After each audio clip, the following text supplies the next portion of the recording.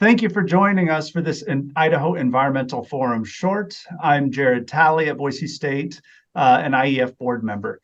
Today, I'm joined by Josh White, a partner biologist with the U.S. Fish and Wildlife Service, who is going to talk to us a little about a stream restoration summit he just hosted, actually.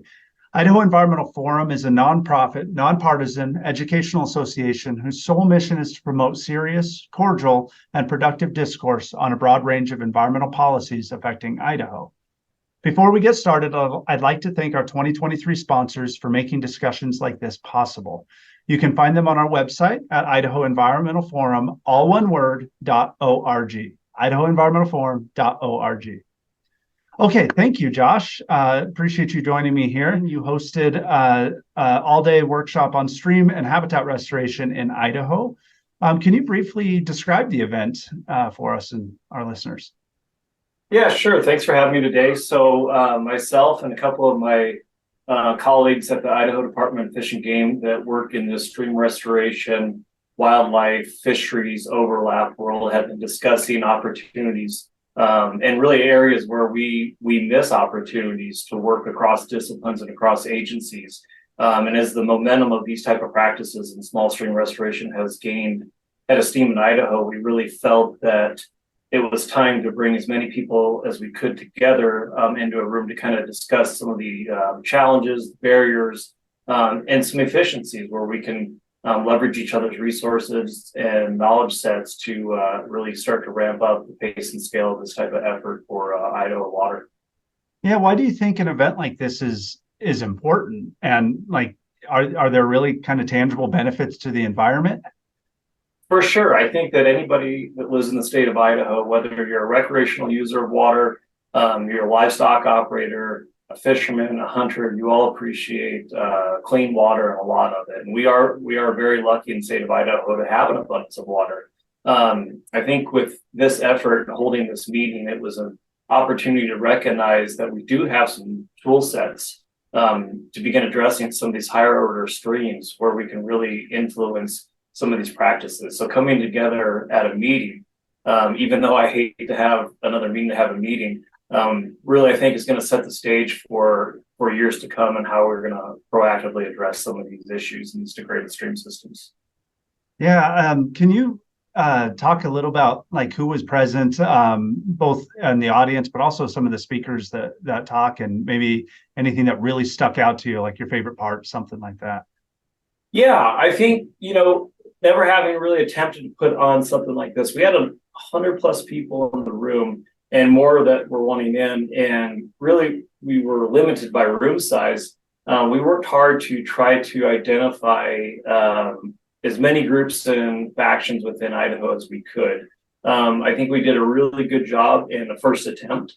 I'd say that we definitely missed out on having some industry and some tribal representation there. And that's something we'll look towards in the future. But I do think we had a pretty diverse group of stakeholders as far as agency and conservation groups go, as well as a lot of different disciplines within those different agencies. One of my favorite parts was really just the networking portion of putting faces with names and the potential for these unknown outcomes of projects partnering down the road. That was really valuable to me. And then just seeing people stick out for an 8-hour day. In today's day and world of technology, sitting down and putting your phones down for 8 hours, I commend the people that came and were really interested and passionate on the subject matter for the day. When you're talking about stream restoration in Idaho, at least in my experience, oftentimes beaver get brought up. Was that brought up, and what's the role of beaver in stream restoration? Yeah, for sure. I mean, beaver can be a 4-letter word, but at the same time, they are an important tool, and they're part of our landscape. They're a native species to Idaho. They are the creators of wetland mosaic habitats across biomes within the mountains and the sagebrush desert. Beaver are a key and integral part to this restoration story. But with that, we have to caveat that beavers are not meant to be everywhere. We have infrastructure. We have private property within floodplains. We have lots of things that we need to be careful of before beaver are part of the conversation. So we just need to make sure that they are part of the conversation. They are a part of the conversation, but we need to be smart and strategic before we start trying to put them back in some areas that they weren't or have been extirpated from.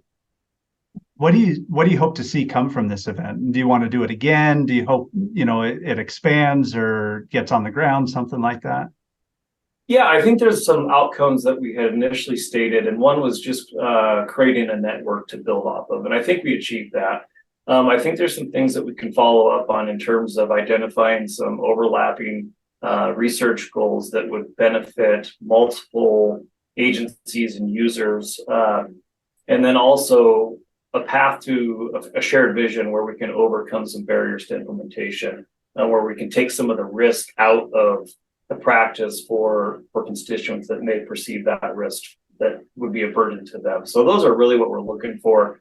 Some other things, I think I would love to do this again. I feel so far that people thought it was valuable. It's going to take some work is to grow this network, but really what the network is to get results on the ground, and that's what the outcomes are that I'm looking for. And I'm just realizing I did this so backwards. Do you want to just spend a few seconds introducing yourself and what do you do at Fish and Wildlife Service? Sure. So my name is Josh White. I am a partners biologist or a wildlife biologist with the U.S. Fish and Wildlife Service, and I cover southwestern and central Idaho. I represent the Partners for Fish and Wildlife program, which is a program within the service in which we work with private landowners to do proactive habitat conservation efforts. We have 3 permanent PFW staff and 3 permanent SAGE PFW staff, where we collaboratively work between landowners and our partnering agencies to ensure cross-jurisdictional habitat efforts be realized for wildlife and working landscapes. Thank you, Josh. I really appreciate it. We're going to try to keep this short, so we're going to cut off right there. So thank you, Josh White, partner biologist with Fish and Wildlife Service. And thank you to our IEF members for joining us for this forum short. If you have an idea for a forum short or a forum event, we'd love to hear it. Just email us at ief@idahoenvironmentalforum.org. And another shout out to our 2023 sponsors. We couldn't do any of this without you. If you'd like to join our group of generous supporters, please reach out to us.